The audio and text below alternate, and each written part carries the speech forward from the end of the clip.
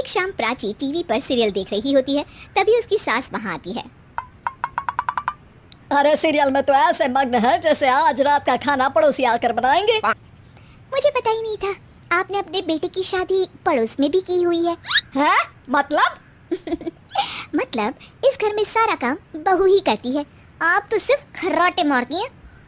अच्छा जी, फिलहाल तो तुम आराम फरमा रही हो, चलो जाओ, ये मेरे टीवी देखने का समय है। आहा, इसलिए मुझे भगाया जा रहा है।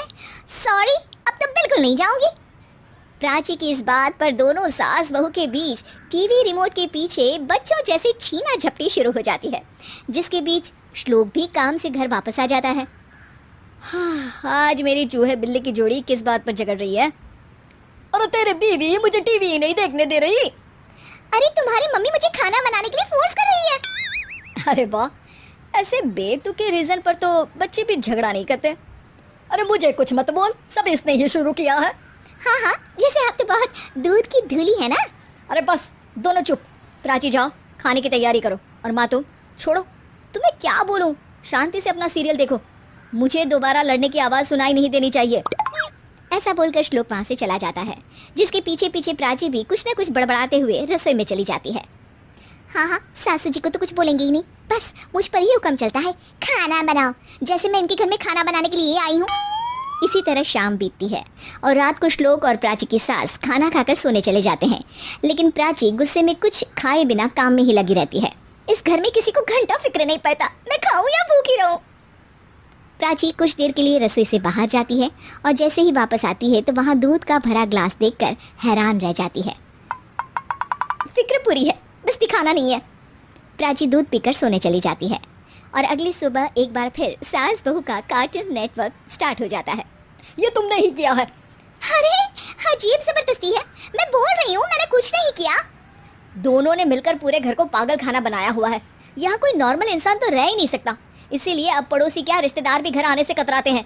और सुन बेटे, तू भी चंगा, तेरी माँ भी चंगी, तेरी बीवी भी चंगी, रिश्तेदार। हाँ जी, आपको नहीं पता क्या, गंगाधर ही शक्तिमान है, रिश्तेदार ही। हाँ हाँ, बस समझ गया।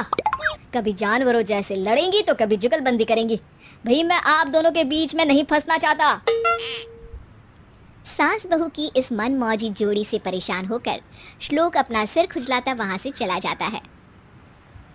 चलो अब मैं भी कीर्तन में जा रही हूँ।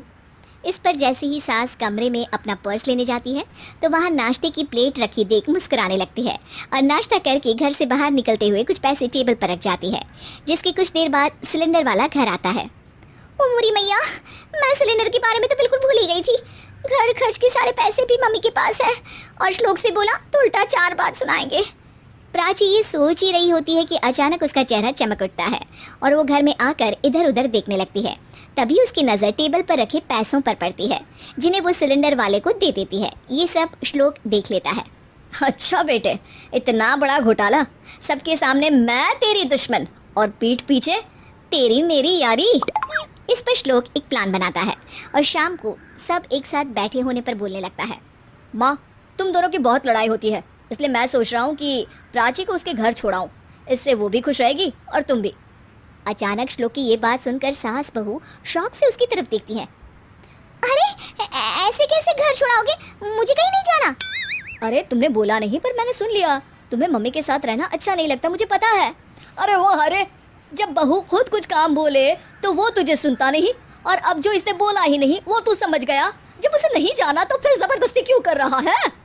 अच्छा, फिर आपको मौसी के घर छोड़ाता हूँ। बस अब आप दोनों एक घर में एक छत के नीचे नहीं रह सकती। मैं इस टॉम एंड जेरी की जोड़ी को और नहीं झेल सकता। हैं? ऐसे कैसे नहीं रह सकते? तुम्हें इतनी दिक्कत है तो तुम्हारा बोरिया बिस्तर पैक कर देती हूँ, लेकिन मम्मी जी कहीं नहीं जाएंगी।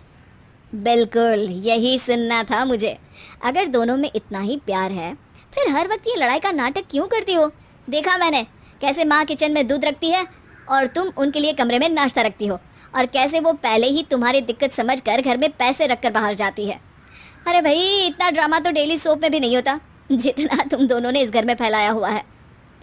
तू हमें टॉम एंड जेरी बोलता है ना, तो याद कर वो दोनों भी एक दूसरे को बाहर वालों की बुरी नज़र से बचाने के लिए हमेशा सबके सामने लड़ते थे, लेकिन अकेले में दिक्कत के समय मदद भी तो करते थे। बस हमारा रिश्ता भी कुछ ऐसा ही है।